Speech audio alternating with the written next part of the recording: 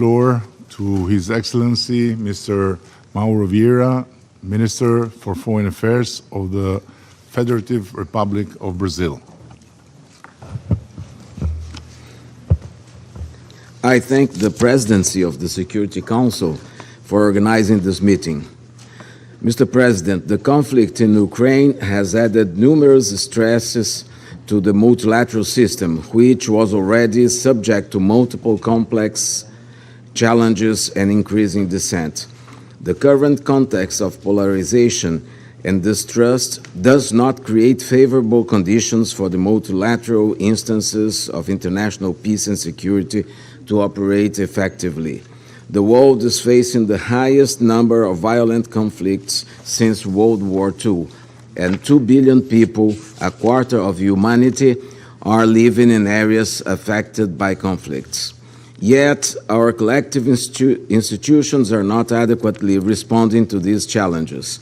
As the concept note of this debate rightly points out, the inability of the Security Council to adequately fulfill its mandate is undermining its credibility and leading to renewed calls for its long overdue reform.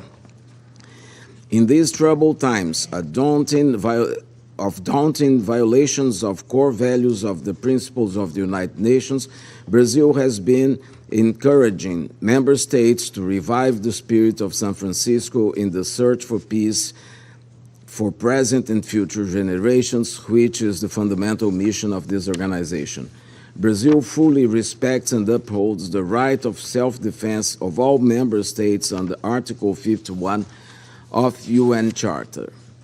At the same time, we must recognize that the recent escalation in the conflict, with the introduction of even more sophisticated weapons and ammunition, or the inadmissible threat of use of nuclear weapons, seriously undermines peace and security well beyond the battlefield, violating the core principles and provisions of the UN Charter.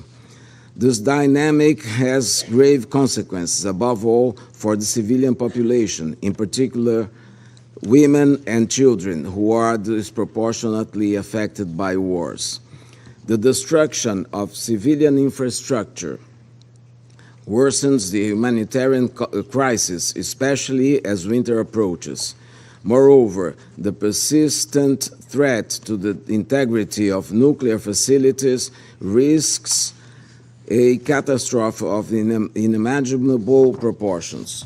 Mr. President, as we have consistently noted, the war in Ukraine also affects other regions, especially as developing countries bear the burden of food and energy insecurity. We welcome the Secretary General's effort to explore alternatives to alleviate the suffering of millions of people who once again face hunger or the threat of hunger. Brazil strongly supports a resumption of the Black Sea Grain Initiative under terms that would be acceptable to all concerned parties. Brazil also underscores the need for addressing the root causes of food and energy insecurity, such as excessively high interest rates and external debt that severely impact prices and the ability of developing countries to invest in sustainable food and energy production. The current international financial structure is not well equipped to assist these countries address their major challenges. As recently announced by President Lula, Brazil will launch during our G20 presidency a global alliance against hunger. This is a top priority for Brazil and should be for all of us. Mr. President, it's worrisome that we are witnessing a conflict with such geopolitical reverberations well into the 21st century. We must reserve this course. We must reverse this course. Brazil, along with many others, continue to call for the de-escalation of hostilities, the resumption of dialogue, and a peaceful solution to the conflict. This is an obligation of all member states under Article 33 of the UN Charter. There is no military solution to this conflict. only a political solution that takes into account the purpose and principles of the UN Charter and the legitimate security concerns of all parties will bring lasting peace. The international community will have to assist the parties to come to a negotiated and lasting solution. Brazil is prepared to do its part. Mr. President, the space for diplomacy and peaceful solution is narrowing. We must set aside practices that only deepen divisions instead of contributing to a more peaceful world and work together for a renewed multilateralism.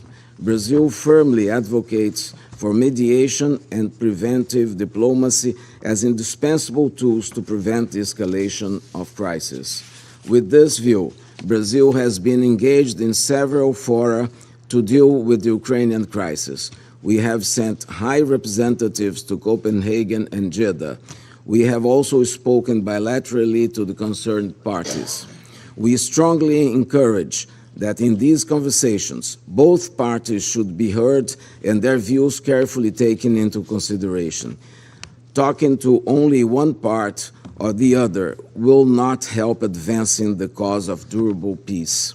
A comprehensive approach, as suggested, will be the only way forward to enable peaceful negotiations.